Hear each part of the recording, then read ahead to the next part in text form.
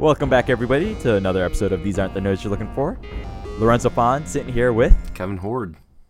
How you doing, man? I'm doing well. It is a beautiful December day. Nice. Bit How's chilly. the weather there? Yeah. Average, whatever. So we had this discussion off air. I'm going to bring it up because last night I was outside for most of the night, and I was freezing at about 55 degrees. There's a little breeze, but I was wearing a sweater and a jacket and gloves. Thin gloves, but gloves. So I am shaking my head at Lorenzo. Oh, I'm sure. You come from Michigan, man. It takes 1 year to get acclimated to California weather. Believe me, it took me 1 year. Where like the first winter, I was like, everybody's crazy, bundling up. And then by about December 31st to January 31st, in that little span, I was like, oh no, it's real cold here. I need to jack it up and bundle up. Yeah, it's been, it was in like the mid 60s yesterday, and then the sun went down and it dropped into the 40s, and it's probably been around there, but it's been hella windy. Pretty similar to here then. Yeah. Pretty similar. Pretty but close. To you, that's warm for the season. It's kind of whatever. It's bizarre because, I don't know, 2 weeks ago it was like 8 degrees, and then 2 weeks before that it was like 84. So, the continental weather patterns are just great. Right. So, yeah. Hey, it's all good. It's what I would consider cold here for California. Yeah, Air quotes I'm using. It's so. cold for you guys. Yeah, it's pretty cold. Does it help if I say I went on Splash Mountain and that was the only ride I went on yesterday when I was out and about? Sure. Yeah. There was no wait. Nobody was going on it for obvious reasons. I wonder why. It was, you were in the sub-fucking Arctic. Right. So anyways, we're going to be talking Resistance today. A new episode aired today as of this recording. That would be December 2nd, 2018. This is the 9th episode of Resistance, Secrets and Holograms.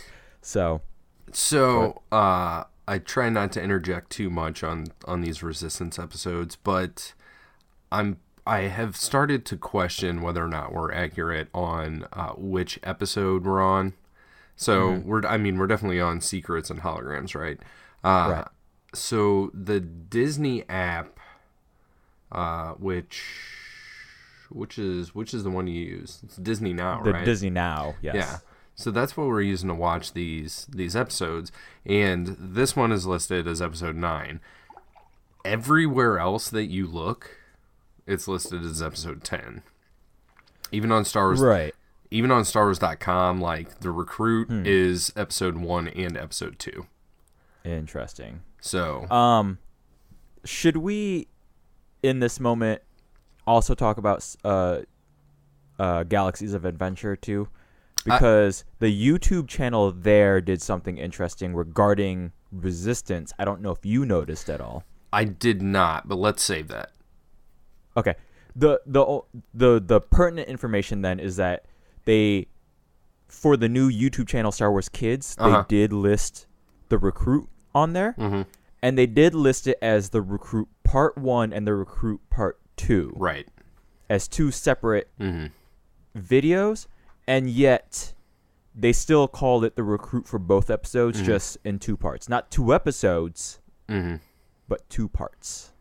So, yeah, I find that interesting, yeah. It seems that the Recruit is episode 1 and 2, so it's the Recruit Part 1, and then the second episode is the Recruit Part 2.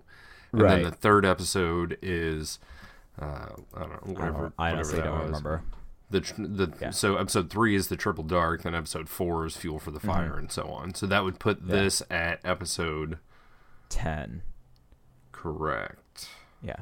So we can make that adjustment. It's not major, So we'll see how it. Our show is not a sham. Right. We just going on Well, it's a currently airing show, and there's no like. All official sources are kind of being filled out as we're going along, so we're just kind of the major thing I was just seeing is, like you said, Disney Now. You know? Yep, for sure. So I just went along with that listing. It'd be one thing if even if they went from 1 and skipped to 3, I would count that as something. Which is probably what they should have done. Right. But Disney's interesting because there'll be other shows. I think I mentioned this on this program where Tangled, the acting pilot, like Clone Wars, was a TV movie that counted as its own realm. They counted that as a movie. Then, quote unquote, the series proper started, and then that has its own episode 1 that didn't count the movie as part of that series. But really, it is like if you buy the box set or whatever, that movie comes along with because. It wouldn't make any sense without it, you know? So it's, Disney gets all funky with their stuff. So we'll, hopefully by the end of season 1. Well, I think we'll totally figure it out, because if there is an episode 20, if we have an episode 22 of season 1, then we were right the entire time. Right. Or the last episode of this season will be episode 21. So 21, whatever. Yeah, we'll see. Yeah, it's just a number. So, right. So, anyways, I'm gonna do my normal recap, hopefully in 5 to 10 minutes or so. You got it. As always, this is a new show, and I always want to give out warning before you're listening to this. We will be discussing Star Wars Resistance: Secrets and Holograms. If you have not seen it, full spoiler warning right now. Spoilers. I will do a quick run through of the entire episode. So you've had your warning. So the episode starts with Tora Doza bored in her room. She goes to talk to her father because she kind of wants to go out and do stuff. Her father says no because they're worried about the First Order's potential presence on the Colossus. Tora goes back to her room, and then Captain Doza, her father. So this is how I'm going to differentiate the two. There's Tora or Captain, or his name is Emmanuel, but I'm just going to call him Captain. I would just call him Doza. It's like Tora and Doza. Right. So, Papa Doza tells a robot 4D to watch after Tora and not let her leave the room. Then immediately he picks up a call from Pyre. Commander Pyre says that they are arriving on the Colossus. We cut back to Tora. 4D locks Tora in the room. Tora, of course, escapes fairly quickly. We cut to Kaz. Finally, Kaz is trying to figure out, talking to BB-8, if Captain Doza is connected to the First Order in any way. And as he's kind of openly talking about this to BB-8, he literally bumps into Tora, who is making her escape out of the high tower. Yeah, she's sneaking out, he's sneaking in, and they smack heads. Yep, smack heads. Tora tells Kaz while they are walking around the marketplace that Captain Doza is talking to the First Order to protect them from the pirates. So Kaz does get confirmation that there is some relationship to the First Order there. While walking around the market, citizens of the Colossus become hostile towards Tora, and so they make a quick little escape. It's kind of centered around the fact that she should have money and that she's rich, and there's other questions that they have directed towards Captain Doza that the citizens are laying on Tora as if she's going to have all the answers. So let's see. At the same time, after Tora and Kaz remove themselves from the market, the First Order arrives. Kaz and Tora decide to go back to Tora's living quarters to play some video game thing, some flight simulator. It is Flight Simulator Squadron. Awesome, yeah. Kaz is kind of using it as a way to get in, sort of, it looks like. He seems enthusiastic to play, but it's also a reason to get into the high tower. We cut to Captain Doza talking to Commander Pyre. He's considering Pyre's deal. Doza is asking for details about how long will they stay, how many stormtroopers are you going to station, when would you leave. Pyre does not give an exit timeline. We cut back to Korra and Kaz and Tora, and they head to the Ace Lounge. The other Aces ask Tora about the lack of racing that they have not been doing lately. They are all concerned because that is how they make money, and if they're not racing, then they don't get money.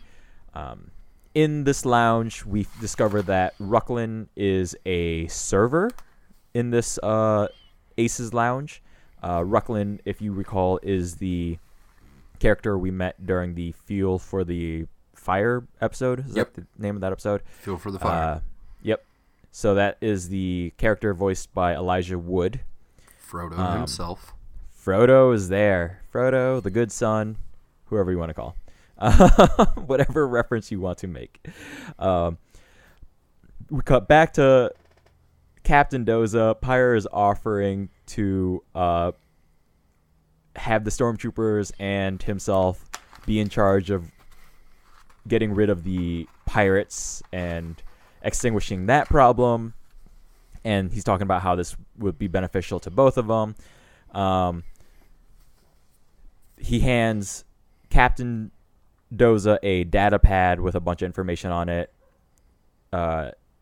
Captain Doza gives that to 4D. Kaz happens to be looking upon this and mentions that they need to get that data pad and see what's on there.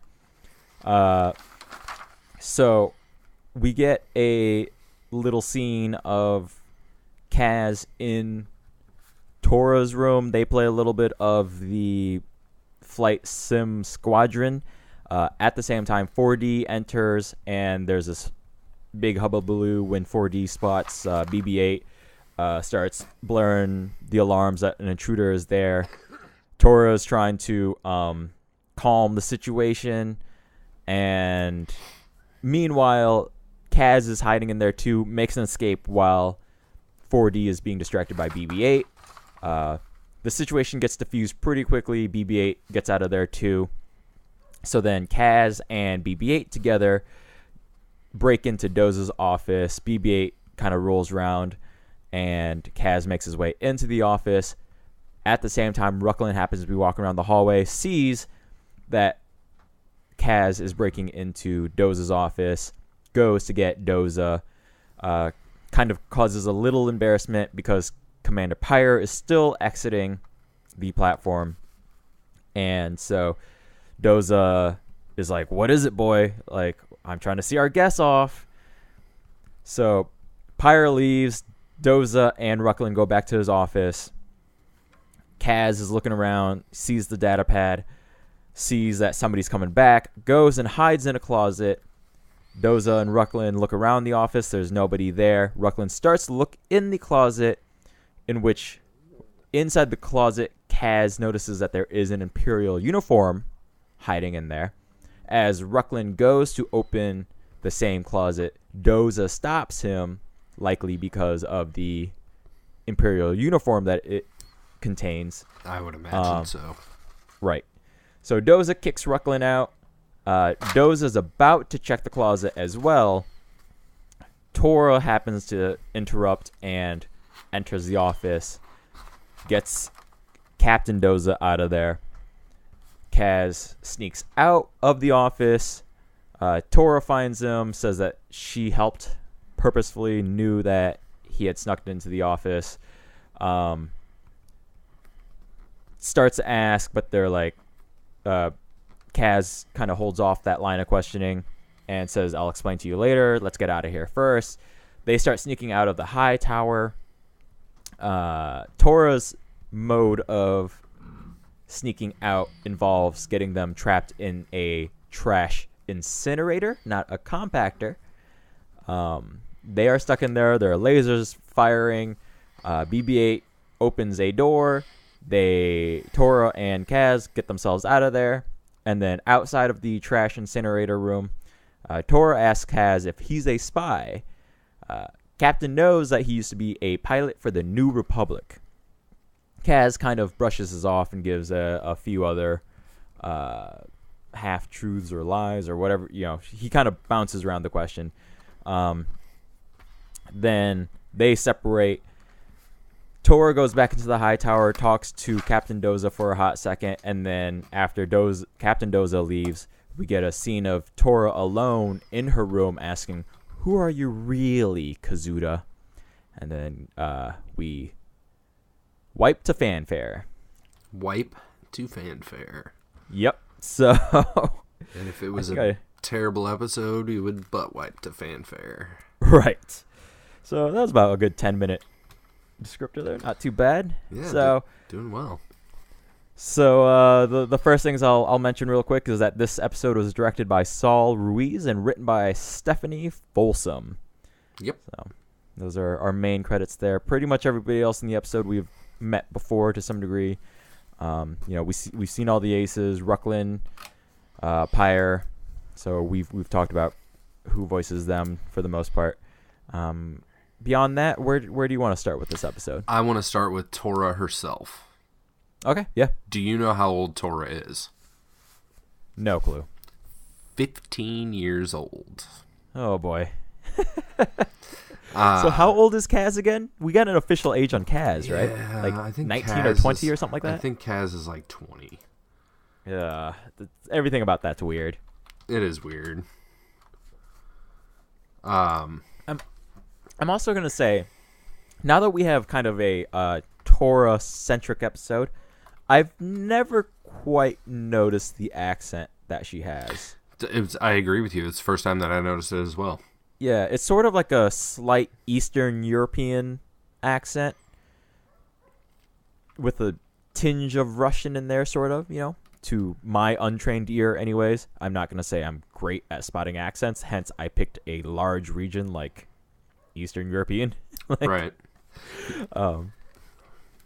And at the same time, too, I never noticed that Captain Doza also has a little bit of one as well. But see, I picked up on Doza's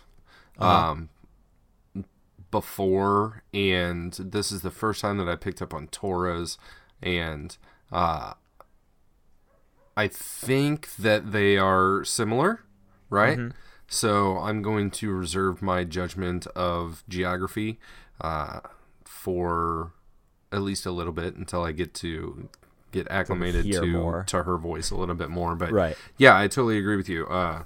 It was the first time that I But it's not always there. Yeah. It is not. It's only sometimes, and it's almost more when she's talking to Captain Doza. Right. Yeah, it's almost more when she's talking to her dad. Because it shows up in that first scene between those two, and then when she starts talking to Kaz, it's kind of mostly gone. Mm-hmm. So, yeah, I got nothing beyond that. Yes, and Kazuda is 20 years old. He was born in 14 ABY. These events take place in 34 ABY. So Tora was born in 19 ABY.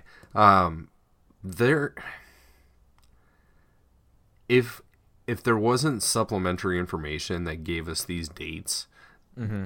I would assume that these two characters are the same age. I would guess so too, which is totally unfortunate.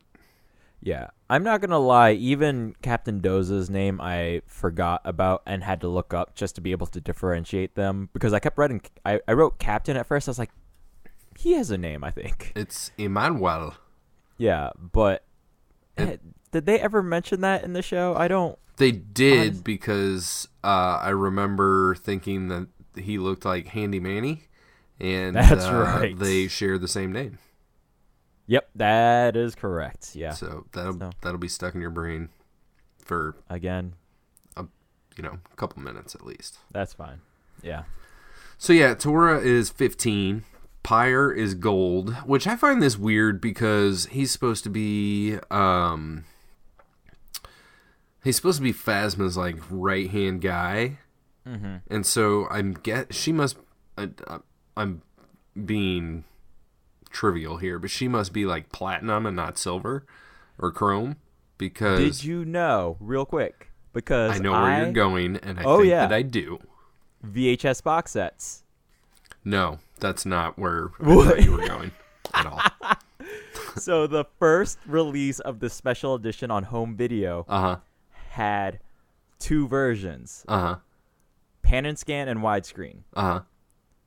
Pan and scan was the gold box set, and widescreen was silver. And they had always pushed the idea that this was kind of the first time they had done that, like released like a widescreen version for home release. And this is back when people thought widescreen was ripping them off because it didn't fill their TV up. It didn't fill their TV. They thought they were missing screen information when, in fact, you were getting up to like 48% more. Right. You know? Right. So there was this weird issue with the color scheming of that because everybody naturally gravitated towards gold rather than the silver version. Right. Right. So everybody was like, well, why would you make the widescreen that has like all the information the silver? But Lucas said, no, it's gold and platinum. Like I gave widescreen the better color. I'm like, no. Throughout the history of humanity, gold is always the coveted thing. So yeah, I would have thought that Lucas would have said something about the silver screen and like made that comparison. Nope. Called it platinum. So yeah. So where were you going? Where I was going is that Phasma's armor is made out of an old Naboobian ship that was owned by Sheev Palpatine. Nope. Didn't think that at all. Nope, yeah, I thought that's where you were going. Nope. Nope. I went to a strange real world example. And it totally parallels our. You all right over there? Oh yeah, no, I have a gold version of that VHS somewhere in that shelf right about there. Oh yeah, so. Yep. Mine's that way. But yeah, Pyre is gold. Thought I would bring up that. He's definitely a darker gold though, so I wonder if they're gonna call him like a shiny bronze later on. Well, so I thought so. Like that's what I was thinking is like he was bronze, but there's I think it's called like Resistance Reloaded is like the behind the scenes stuff that's on YouTube, and everybody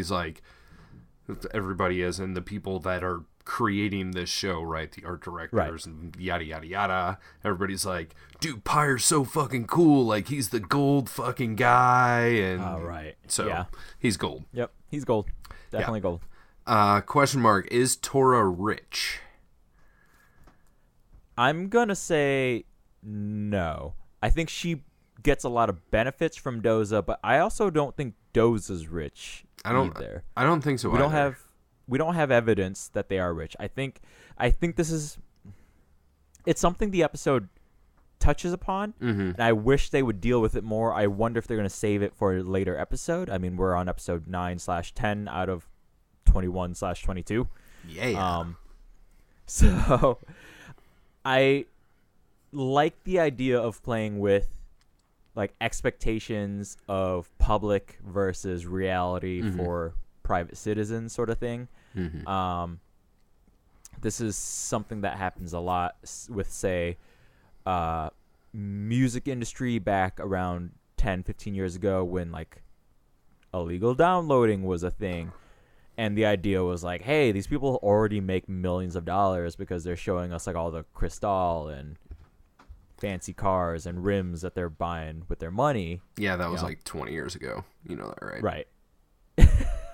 Shh, quiet. Quiet you with your facts. I'm gonna just ignore that and move on. That's fine. Anyways, I'll get way too distracted if we go down this line. But the reality is studios make the money and the artists themselves don't quite make as much money. I mean, I'm not saying that they're not well off. You know, they're not starving. And it's even harder in the age of like Pandora and Spotify. Right. Because and YouTube even. And right. These musical artists don't make the the same money that, people thought that they did. Yeah, right. Yeah. So even if they didn't before, they even less so now. Right. 10 million listens on Spotify does not make 10 million $1,000 billion for the artist. It's a trivial amount. But I agree with you. I don't know that Tora herself is rich. Her dad may be wealthy, but I don't think that she's like the rich guy's daughter. And just has unlimited access to credits. I think that she is wealthy. I think she is probably not left wanting for anything, but I don't think that translates into her being Donald Trump Jr. or something like that. Absolutely. Right? I agree with that analogy. And I'm curious to see if they explore this more. The other thing that I liked that they started to touch upon is not only the idea of whether or not she's rich, but the idea of dehumanizing celebrities, which happens absolutely in our culture. This idea that certain people can't go grocery shopping, Yeah, she was like Hannah Montana at the bazaar today. Right. Absolutely. That is a perfect, also 10-year-old example. Keeping with Disney. So, and this is something I'm conscious about as of where I live, and I try to not be that guy. I've definitely been that guy, but I try to not be that guy, right? So, it's an interesting thing to kind of throw into the show, but they don't touch anything about it beyond just the surface level. I'm going to throw in a side note that is only tangentially connected to Star Wars. I saw Seth Green at a celebration in Orlando several years back, and he had something to do with like the Fan Film Awards, right? But then it was when he and Matt Steinreich were announcing Star Wars Detours, and I think George Lucas had happened to be like walking around on the expo floor, and Seth Green was like, "Look, people, like, here's what you do. Like, you have your camera ready." He goes, "I've done it. Like, you just pop in, quick picture, and go. Because as soon as you stop somebody, that person is locked there for a long period of time. Otherwise, they're just going to come off like a dick." And he was like, "I took a picture the other day," and like he just like popped in, took a selfie with somebody that was cosplaying as whatever, and he was like, popped in, took a set, like, "Hey, how you doing?" Took a selfie, and he was like, "I got out," and the guy was probably like, "Wait, what the fuck? That was that was Seth. Okay, cool," and you move on. Just exactly. No, I agree. Like, so and that's a different situation too, because like context matters a lot. So like you're at a convention, some of these people walking around. That's kind of part of the deal, right? It's the grocery store situation, right? The walking around the park situation. Right. Like, let these people be. They're people. Yeah. Like, if you notice them and they notice you, just offer a head nod, a acknowledgement, right? Like, "Oh, hey there." I think I never read it, but I had heard this quote, and I think it's from Mindy Kaling's book. Oh, whose is it? But one of these celebrities that wrote a memoir, wrote a book. I feel so bad now. But they wrote something to that effect where it's like, "Hey, like, I get that I'm a celebrity. I understand. But if I'm kind of in my own world, just give me a head nod. And that's cool. I appreciate that you recognize who I am, but I also appreciate as much that you just let me be," like, and then we can share a moment, have a story, move on with our lives. Eminem raps about how he will not sign autographs when you wait outside the stall door when he's taking a shit. So right, yeah, there's a time and a place, and place. So I absolutely. Speaking of times and places, what do you think of the new Ace Super Lounge? I will call it. We've seen the Ace Lounge before, and it was just kind of whatever. And now there's like a new and improved Ace Lounge, and even Kaz is like, "Wow, you guys even have like a better Ace Lounge? Like, this is so cool." Yeah, I don't understand why this was introduced. I don't either whatsoever. I don't like. There's nothing in this space other than throwing a bar in there that they needed only to introduce Ruckland, but he could have still just have entered the room with a tray of shit for Hype Phazon is the one placing the order. Mm-hmm. So I don't know. It honestly, like, it looked almost the same as the other one, just a little narrower with a full bar situation. Yeah, it was an inconsequential point. And honestly, if Kaz wouldn't have said anything, I wouldn't have noticed. I agree. Yeah. So the other one was more white and clean. Like, the other one was more reminiscent of the opening. I don't want to say opening. The early space scenes of 2001. Sure. When they're having the meetings. So that nice, clean, pristine white. That sterile, George if Lucas, you will. Yeah, the sterile, the one that George Lucas didn't like, and hence we got Star Wars. So, right. I mean, he did his sterile whiteness in THX 1138, so right. Fair enough. Which is also where the word Wookiee is first recorded on I guess on, I don't know, recorded ever. I don't know, however you want to say that. One of the first uttered mentioned there. Yeah, one of the like security police or something. There's like a police transmission, and one of the guys is like, "Oh, I think we just hit a Wookiee." That's it. There's no context around that, but it's just there. The word Wookiee's in there, so. I'm not gonna lie, I've only seen TH 1138 once. I think I've seen it twice. Yeah, and that's it. It's a movie. Yeah. That's how I remember watching it. I'm like, yeah, it's a movie. I will watch it again at some point in time, if it ever hit like Netflix or something. But right. Yeah, I do not own a copy currently. Yeah. Anyways, up next, I've got a couple of tidbits on 4D M1N. Please. My first thought was that she sounded like Gwendolyn Christie. And I thought so too.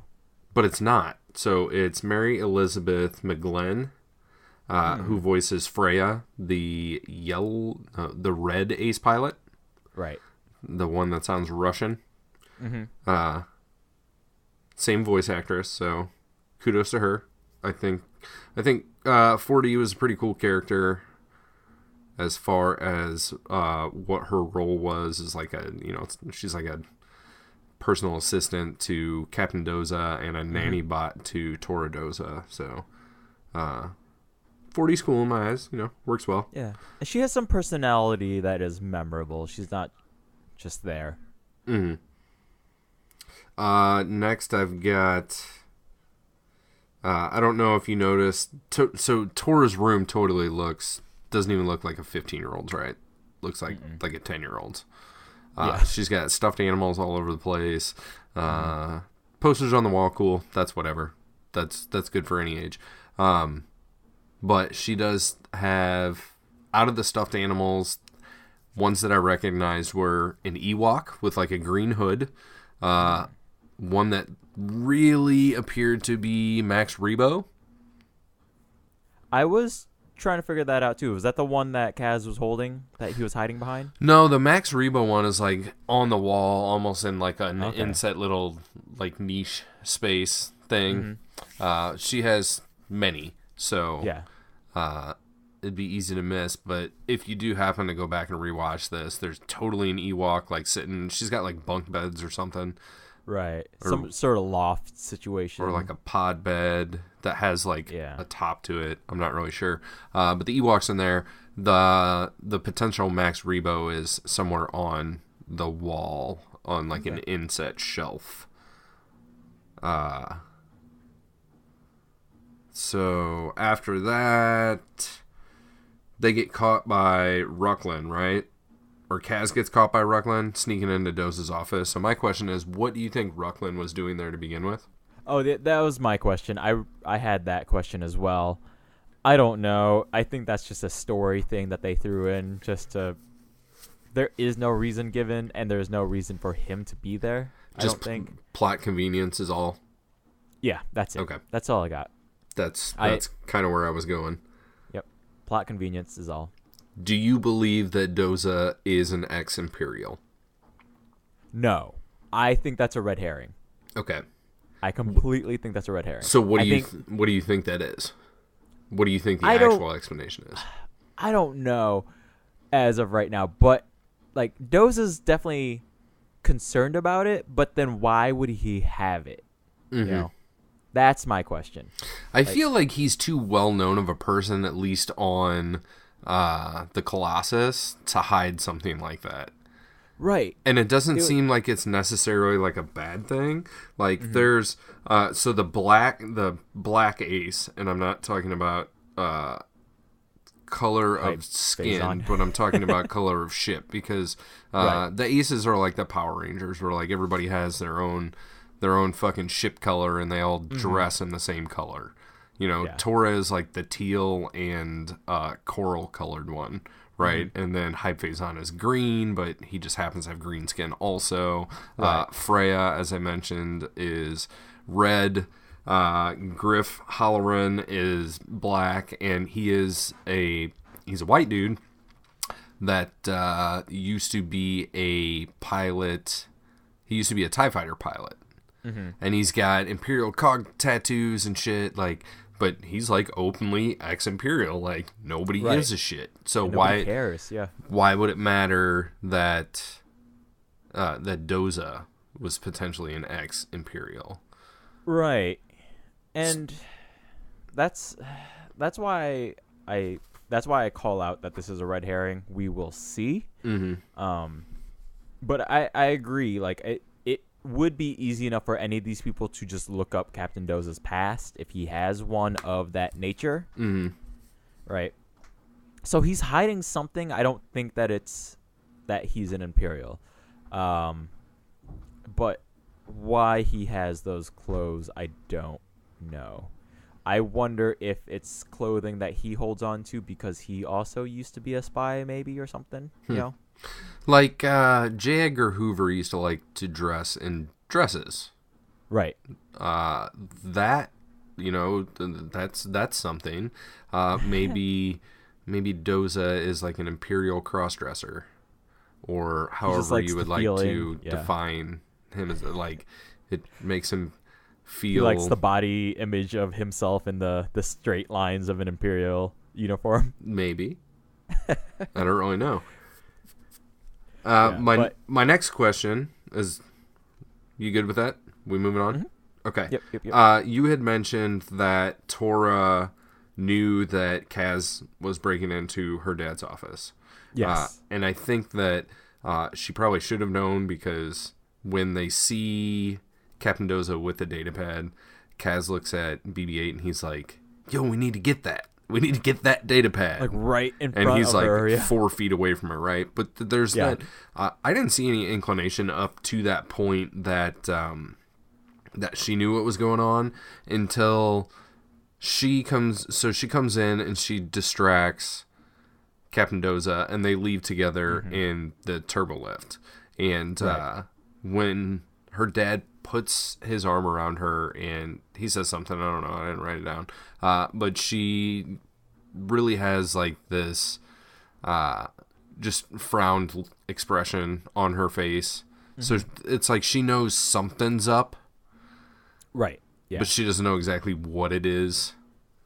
Do you got any insight into that? Do you have any thoughts? I'm going to broaden this a little bit, and throughout this episode, I have a big question about how much Tora and Kaz both know about certain things. Kind of jumping back a little bit, at the beginning of the episode, Kaz is asking,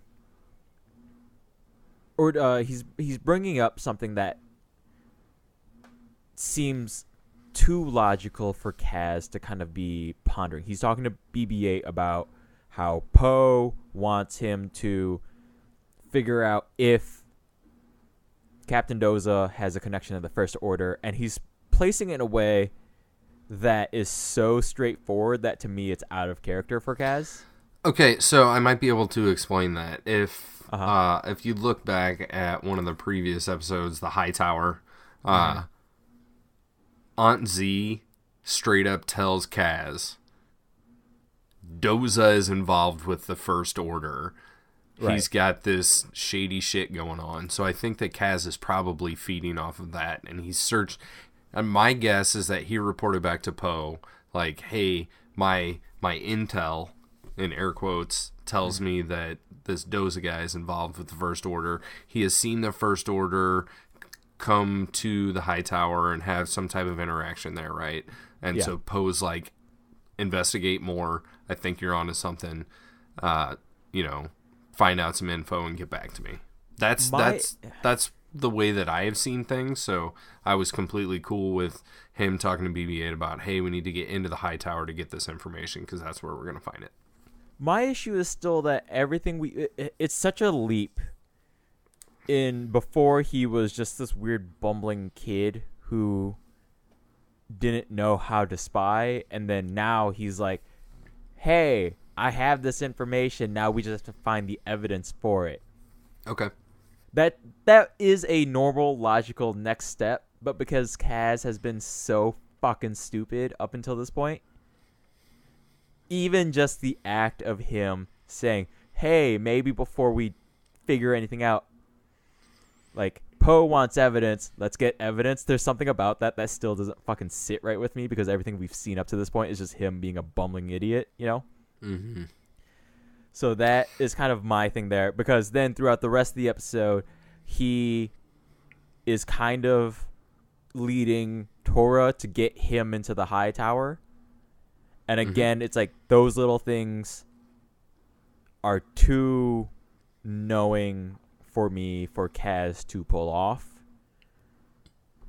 And then at the same time, there's this question about what does Tora know about Kaz and how is she figuring it out? And why does she, as a 15-year-old, she knows about her father, and she even brings up that she pays attention to her father's business to figure out what's happening on Colossus as well. For sure. And then she even, towards the end of the episode, straight up asks him if he's a spy. Mm-hmm. So then I just have this question of... He does not do a good job of denying it either. Not at all, yeah. So then that only makes her more curious. And to my thing is she concerned about her father? Is she concerned about herself? Is she concerned about the Colossus? Right. Those are good questions. Like, where does her motivation lie? Right. Because she is open with Kaz about her father's dealings with the First Order. For sure. I think maybe she is concerned about her father. I think she knows more information than we do. And maybe she knows that he's been dealing with the First Order and these pirates for a reason. So I think she probably knows what the reasoning behind these shady deals are. And maybe her concern is that he is going to be found out, but not found. Like, people aren't going to know what the reasoning is. So he's going to look guilty of something that isn't true because he's actually doing the bad deed for the good thing. He's Robin Hooding, if you will. Okay. Yeah. You know, because Robin Hood just gets caught stealing, like, that's bad. Right. But if you take into context that he's stealing to, rob from the rich, give to the poor, then he looks good. I think that we have some type of situation like that, and maybe through the character of Tora, we are going to learn more about her father, and he is going to be, I would say, become more of a sympathetic character, but like he's not even really like he's not a he's villainous. not unsympathetic. Yeah. Right. He's just kind of a dude that's in the episodes. Yeah. Like the only villains to me on this show are pirates, actual First Order, and who else was I gonna say? I was about to say someone else, but I forgot already. Is there anybody else I'm missing? That would kind of be. I mean, there's the little jerk dudes that butt heads with. Right. With Kaz, but in terms of like, yeah, in terms actual of like bad Capital dudes. B, yeah. Yeah, I mean it's First Order and Rucklin. Pirates. That's the person. Rucklin. Rucklin would be the only other like major antagonist, shall we say? Yeah. Do we have an antagonist in this episode? Do we call it Rucklin again? Or do we call it Pyre? I mean, Pyre's just kind of like in and gone. It's just kind of like, hey, remember Pyre? And that's about it. Yeah, this is a strange one in the fact that there's kind of a lot happening here, and I wouldn't call this episode filler, but yeah, it's definitely like a stepping stone episode, if you will, right? Yeah, if there is a bad guy in this episode, it's going to be a combo of Rucklin and Pyre. And yeah, First Order in generalities, maybe. Yeah. Yeah, they're like the threat, but Rucklin is Rucklin's definitely the one that is directly fucking up Kaz's shit. Yeah, because he goes and fucking tattletales on him. Right. Yeah, so that's how I'd classify that as well. So. The only other thing that I had was this trash incinerator scene. Yeah. And its connection to the video game that they play. Can we talk about that video game too, by the way? Yeah, which is Flight Simulator Squadron. Yeah. Which is like a combination of Dance Dance Revolution and Asteroids. It's a combination of, it's a combination of Just Dance because there's no physical controller. Fair enough. That they're like stepping on. Mm-hmm. So it's like with a Microsoft Kinect, an Xbox Kinect thing. Right. So it's like taking in your body movements. Right. But it has the graphics of, I wouldn't even say 8-bit at all. Like 8-bit. No, it's like Atari. Colors. Like, yeah, like we get the wireframe graphics going. Yeah, definitely more Atari like. But it's only funny because I had the closed caption on, and the first thing that comes up, it goes 8-bit music in parentheses. I saw that. So it made me smile. I actually thought there was an advertisement going on for something else. I thought so too at first, because Disney Now app still plays advertising beforehand, and I had missed that we had already gone through the various advertising that they were due to play. But I still am confused about this game and why they play it or how you control it, because they still mime, like, it's not hand motions like you're piloting a ship where you'd have your fists vertically oriented. It's more like your arms are the wings of the ship. Yeah, it's weird. Of. Like they're like they kind of have fists up in like a jet ski position, and they're still kind of making like jet ski motions to turn their individual ships. I think this is just strategy, and it works off your body movement. I think your arm placement is moot. I don't think it matters. Right. Yeah. So I just still don't understand. It is a very weird game. It's a future technology Atari version of Just Dance combined with Guitar Hero. Right. Yeah. And Asteroids. Yeah, because they're flying. Yeah, they're flying down a path. They're trying to avoid stuff. It's like the most basic version of the gummy ship in Kingdom Hearts, if you ever played that, where you're just flying a ship. It's a mini game in that fucking game where like you're on it's like a shitty version of Star Fox. That's what that is. Never played that one either. I'll take your word for it though. You're on a fixed motion, and you just have to avoid and shoot at shit, but you're you're always flying forward at the same speed, basically. You know what I mean? Like you're on rails. You're on set rails. I played Subway Surfer, the app-based game. Nope, I got nothing on that one. Fair enough. I'll explain that one later. Yeah. So then what confuses me is that we have games where you have like the board with really detailed hologram characters. But then you have this thing that's like wire graphics that I don't. Yeah. And they're like 3-dimensional wire graphics, because at one point there's like a camera pan or something, and like the view screen that they would be looking at is like a cube projection out from the wall. Right. So it's like 6 foot by 6 foot by 6 foot or something is like kind of what they're playing into. But so when they're in this trash incinerator, like Kaz is scared shitless because it has the weirdest refuse disposal system I've ever seen, where it's like there's just like a gun on the ceiling that just like rotates and like randomly it incinerates trash one by one. Yeah, piece by piece. Right. I was expecting Toy Story 3 when she said, or one of them was like, this isn't a trash compactor, it's a trash incinerator. And I was like, oh shit, we're in a Toy Story 3 situation and shit's gonna go down. Right. Nope, it's just like a blaster on the ceiling that's just like taking out random bits of trash. Yeah. With no rhyme or reason to it.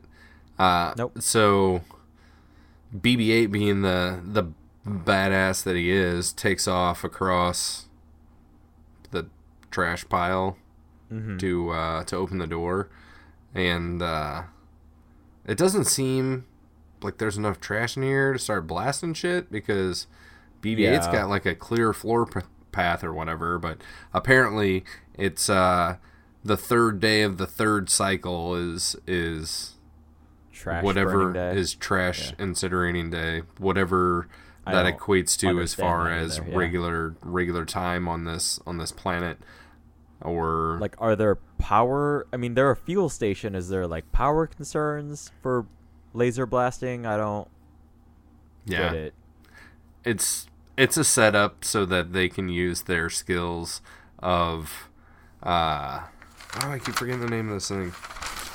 Flight Sim Squadron. Flight Sim Squadron, which it is neither a simulator nor a squadron. Yeah, that title bothers me too. Yeah, it'd be one thing if it's like a Flight Squadron simulator. Mm-hmm. If you title it that way, but then because Squadron's the last thing, I don't. It's weird. Well, it's not a simulator.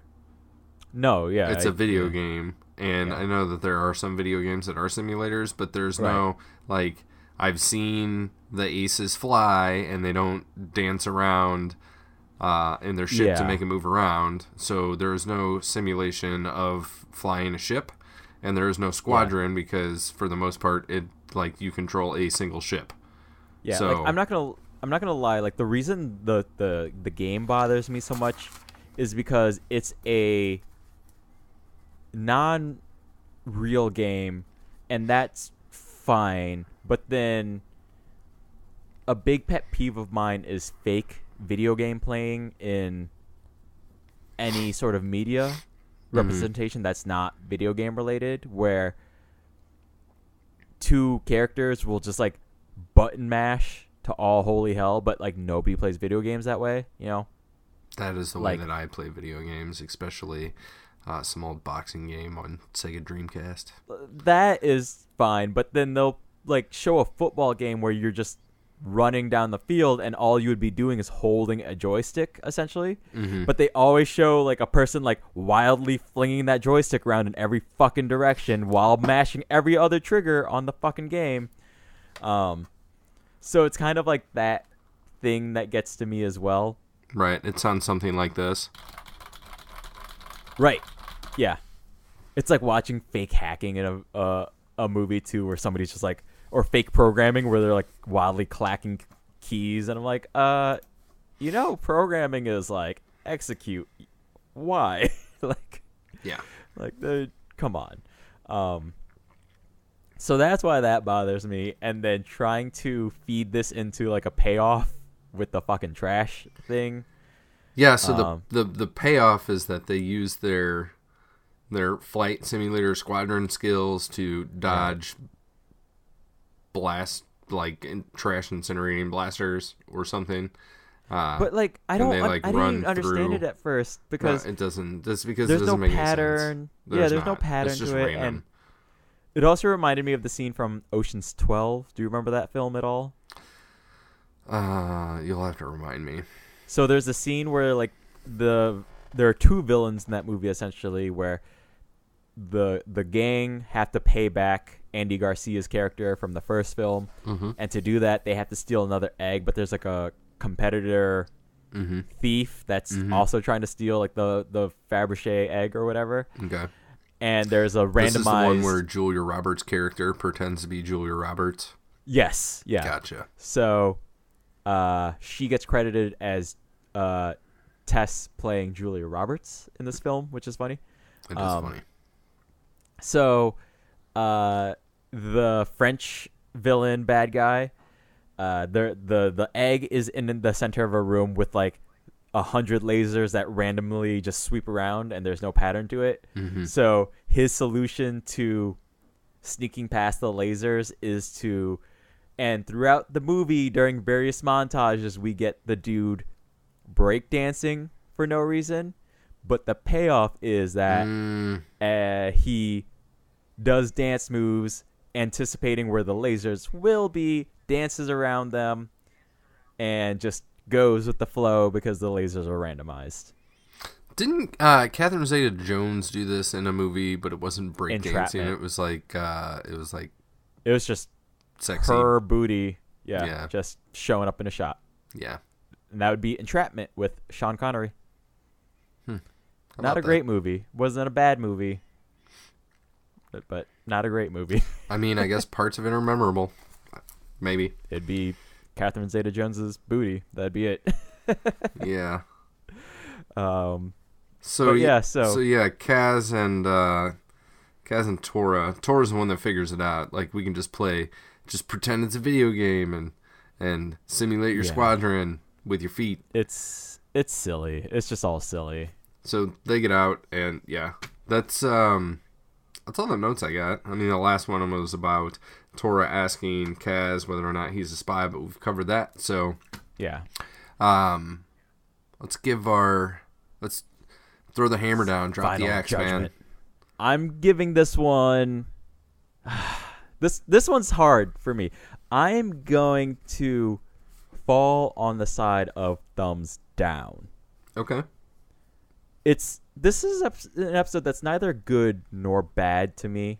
I'm on the middle of this one. There is some great information that gets played out, and I think it's a good episode in terms of finally kind of getting to the meat of the story and the information and the connections between Pyre and Doza and Tora, Kaz, and getting information about the First Order's going-ons. But it's just laid in this episode that this is my litmus that I use every week, and I'm sorry to sound like a broken record. After about 5 minutes, I legitimately wanted to stop watching this episode. I could not have given a fuck at all about this episode. Okay. But I was like, we're going to talk about it, so I can't stop this goddamn episode. But this is not a bad episode. I just wasn't in the mood to watch this. It's just weird, you know. I get that's a very personal, subjective feeling. That's what we do. Yeah, but like this episode just didn't do anything to kind of lay it out in a way for me to be like, ooh, this is exciting or this is awesome or whatever. It's just like, hey, here's cool information. Here it is. That's totally interesting because this episode had the complete opposite effect on me. I liked this one, and I liked it for the reasons that it fell short for you. We get some info. Kaz is actually like doing something, which is cool. And I agree with that point. I think Kaz, like I said, Kaz is uncharacteristic in this episode for good reasons. Mm-hmm. But like I said, it's because of everything else. That's the shit that bothered me. I'm like, he hasn't earned it yet. Like we've just jumped to this point. I can get that. Right. But yeah. I will give you your own advice that you have given to me many times and judge it solely on this episode. Yes. Which I totally don't do most of the time. But, you tell me to do it, so I got to tell you to do it. But I give this one a thumbs up because I enjoyed it. I had fun. It was nice to see, like I said, it was nice to see Kaz doing something. We finally get Tora's character to be something other than like just an ace or just Doza's daughter. She's got some complexities to her that are coming out, which are nice.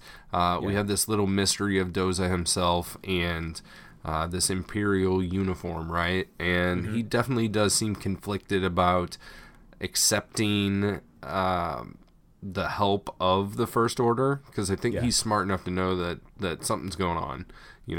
That's why he asks, like, okay, well, how long are you going to be? How many dudes and how long? And Pyre's like, as many dudes as we need, and as long as we need.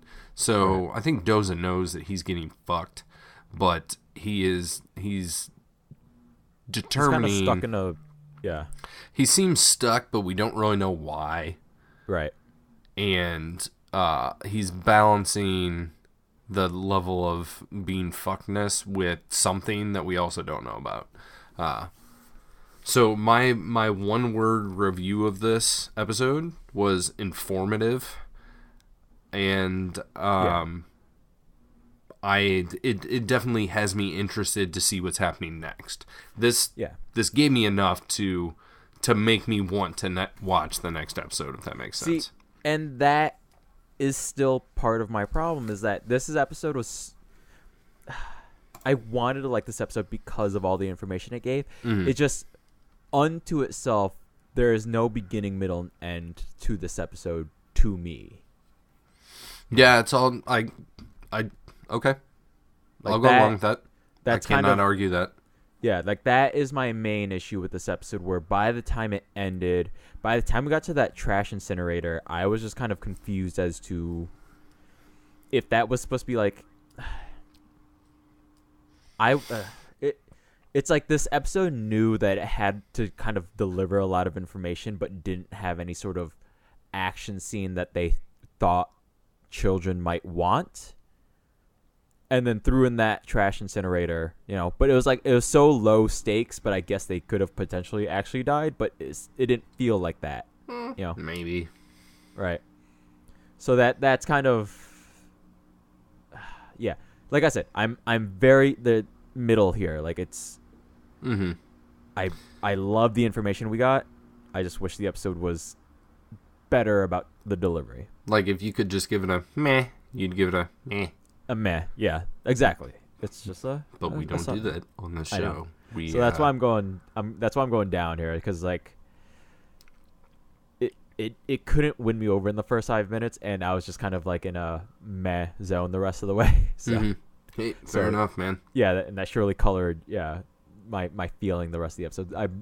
Like I said, we're potentially headed towards midpoint of the season, and I'm hoping that it'll now that we've gotten this episode with all this information, I'm really hopeful that we won't get any of like the weird miscellaneous sidestepping episodes of like last week. I enjoyed last week's of getting information about Yeager and stuff. But I really would appreciate it if we just started barreling forward with all First Order business from here on out.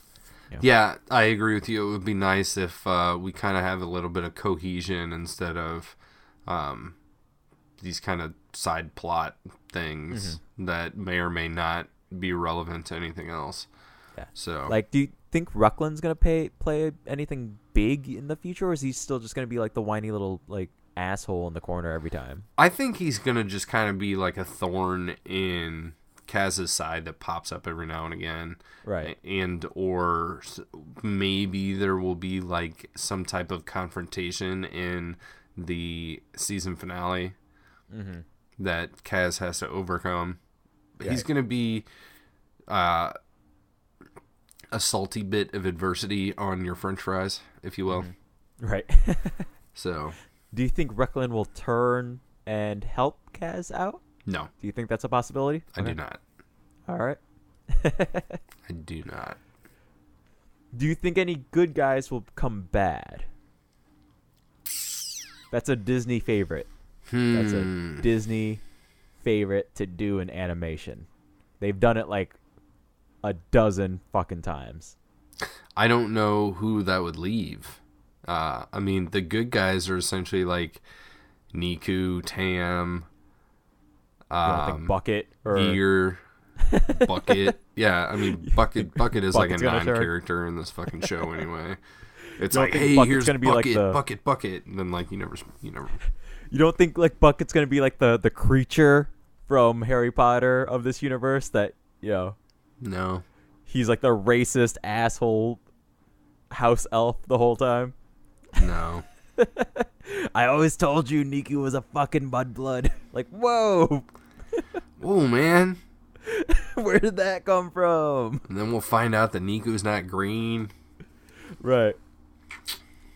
Nah. So, anyways, yeah, that's a good question, and yeah, I don't. There doesn't seem to be enough like good guy characters to do that. Like the only one that would stick out to me would definitely very good. Would be Tora. Like she's the option, but I don't think so. You think she'll?